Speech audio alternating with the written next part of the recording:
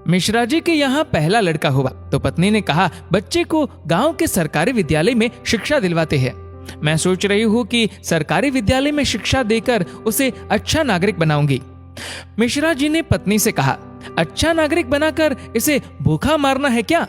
मैं इसे बड़ा अफसर बनाऊंगा ताकि जिंदगी में कामयाब बने। मिश्रा जी सरकारी बैंक में मैनेजर के पद पर थे। पत्नी धार्मिक थी और इच्छा थी कि बेटा संस्कारी बने, लेकिन मिश्रा जी नहीं माने। दूसरा लड़का हुआ। पत्नी ने जिद की। मिश्रा जी इस बार भी ना माने। तीसरा लड़का हुआ।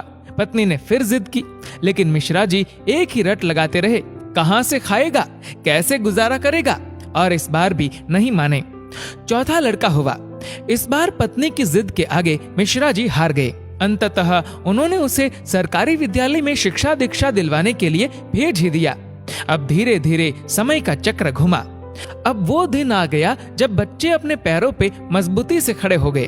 पहले तीनों लड़कों ने मेहनत करके सरकारी नौकरियां हासिल कर ली। पहला डॉक्टर, दूसरा बैंक मैनेजर, तीसरा एक गवर्नमेंट कंपनी में ऑफिसर के पद पर जॉब करने लगा।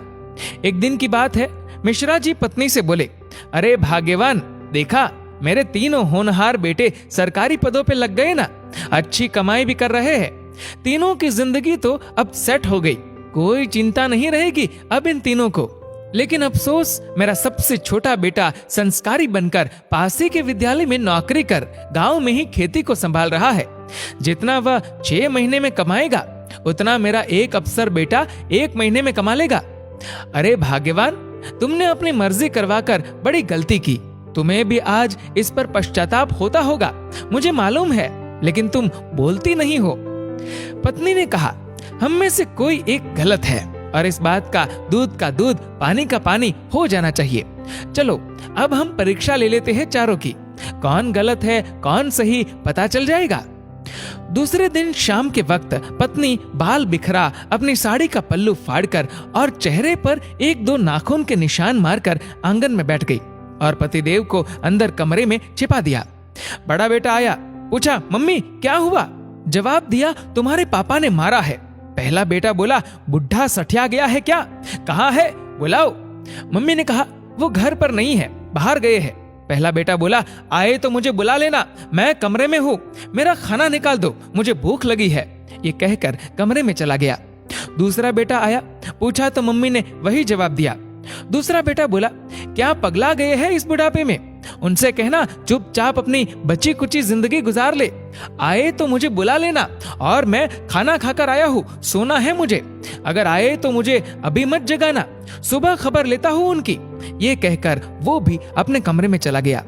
तीसरा बेटा आया। वजह पता चलते ही वो तो आग बबूला हो गया। इस बुढ़ापे में अपनी औलादों के हाथ से जूते खाने वाले काम कर रहे हैं। इस बेटे ने तो मर्यादा की सारी हदें पार कर दी। ये कहकर अपने कमरे में चला गया। मिश्रा जी अंदर बैठे बैठे सारी बातें सुन रहे थे। ऐसा लग रहा था कि जैसे उनके पैरों के नीचे से जमीन खिसक गई हो और उनके आंसू नहीं रुक रहे थे। किस तरह इन बच्चों के लिए दिन रात मेहनत करके इन्हें पाला पोसा, बड़ा आदमी बनाया, जिनकी तमाम गलतियों को मैंने नजरअंदाज करके आगे बढ़ाया, और ये ऐसा बर्ताव अब तो बर्दाश्त ही नहीं हो रहा।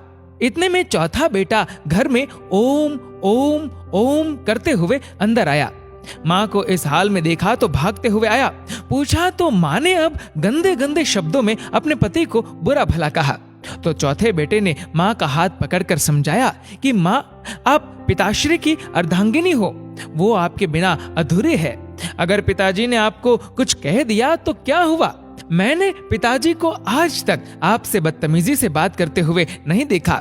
वो आपसे हमेशा प्रेम से बातें करते हैं। जिन्होंने इतनी सारी खुशियां दी, आज नाराजगी से पेश आए तो क्या हुआ? हो सकता है आज उनको किसी बात को लेकर चिंता रही हो ना हो माँ, आपसे कहीं गलती जरूर हुई होगी। पिताजी आपका कितना ख्याल रखते हैं, याद है ना आपको? 6 साल पहले जब आपका स्वास्थ्य ठीक नहीं था तो पिताजी ने कितने दिनों तक आपकी सेवा की थी। वही भोजन बनाते थे, घर का सारा काम करते थे, कपड़े धोते थे। तब आपने फोन करके मुझे सूचना दी थी कि मैं संसार की सबसे भाग्यशाली औरत हूँ। तुम्हारे पिताजी मेरा बहुत ख्याल रखते हैं। इतना सुनते ही माँ बेटे को गले लगाकर फफक फफक कर रोने लगी। मिश्रा जी आंखों में आंसू लिए सामने खड़े थे। अब बताइए, क्या कहेंगे आप मेरे फैसले पर? पत्नी ने मिश्रा जी से पूछा। मिश्रा जी ने तुरंत अपने बेटे को गले लगा लिया। मिश्रा जी की धर्म पत्नी ने कहा, यह शिक्षा इंग्लिश मीडियम स्कूलों में नहीं दी जाती।